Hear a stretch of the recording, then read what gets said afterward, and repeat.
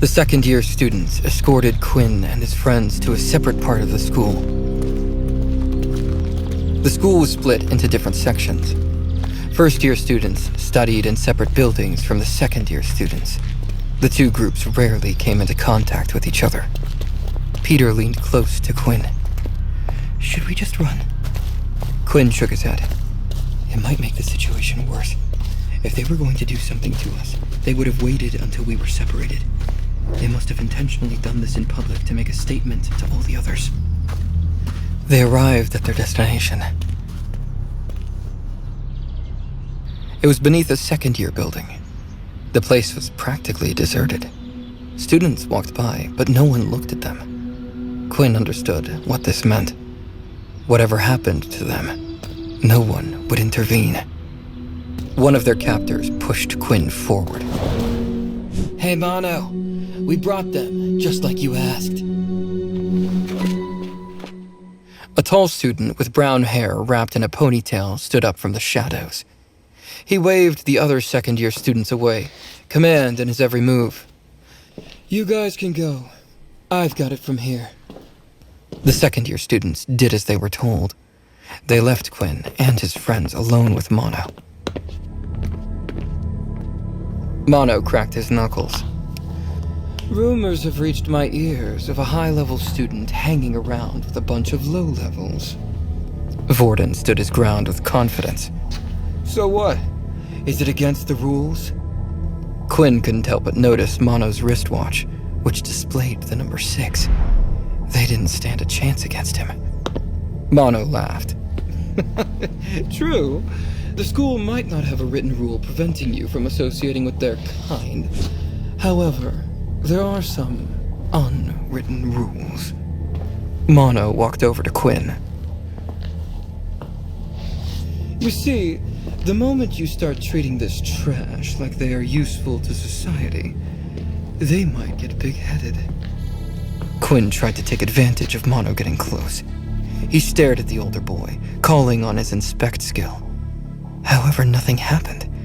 The status screen looked blurry, as though it were melting. All of the information was illegible. Quinn looked at the window, letting sunlight into the room. "Is it because I'm out in the sun?"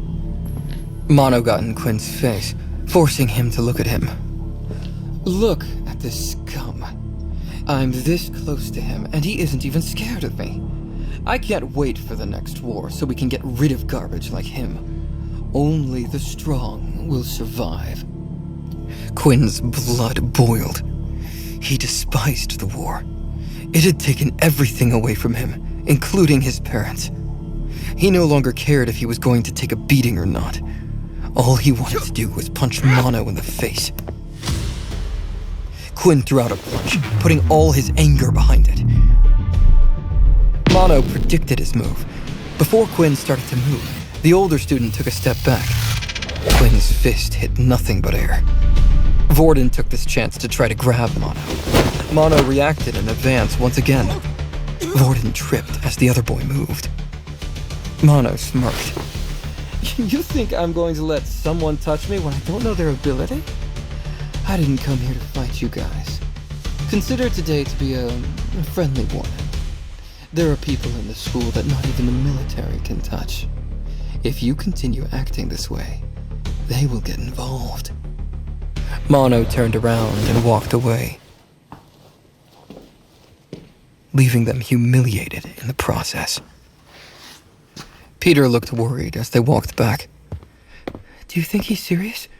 At my old school, they didn't like different levels spending time together, but it feels even worse now that we're in a military school. Why don't the teachers do something to stop it?" Quinn wiped sweat off his forehead. The excursion had cost him. He felt exhausted. "Because it works in their favor, Peter. With the strong bullying the weak will try to find a way to become strong themselves. However, if you're weak to begin with, and can't rely on your family to help you, where can you go to get this power?" Vorden spat on the ground in anger. The military. Quinn sighed, seeing how pointless it was to resist.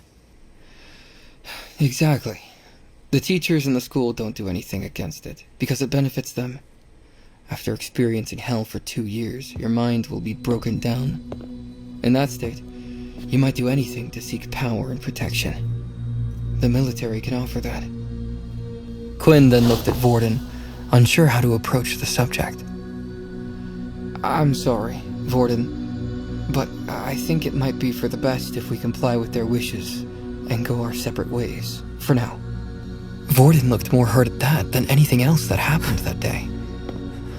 Why should I listen to them? The outburst surprised Quinn. After all, Vorden stood to gain the most from their separation. He was strong, so nobody would bother him. Quinn scratched his neck, feeling awkward. Look, Vorden, you might think you are helping me and Peter, but that's only because you've never been powerless like us. Guys like you don't have to worry about being targeted. If we break their rules, they won't come for you. They'll come for me and Peter. Quinn hated saying that to Vorden. He was the first high-level person who didn't look at them like scum. He didn't judge them based on their power levels. When Quinn and Peter walked around with him, the higher-level students hadn't done anything to them because of Vorden. Unfortunately, Vorden's behavior had attracted bigger fish. Vorden and Quinn couldn't handle Mono. Not yet, anyway. Fine. Have it your way. Vorden stormed off.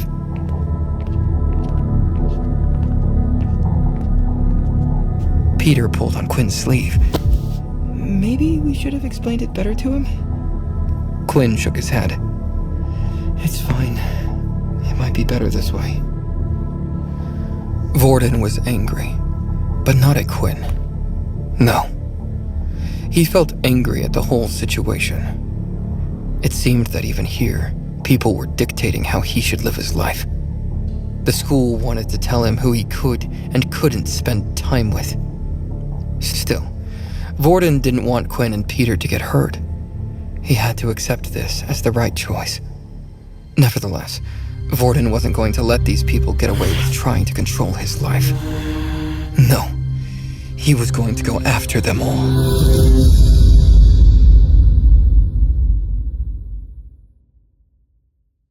Subscribe now and start watching free episodes of the #1 fantasy show in this YouTube playlist. For the full story, click the link in the description, download the Pocket FM app, and watch all episodes of My Vampire System.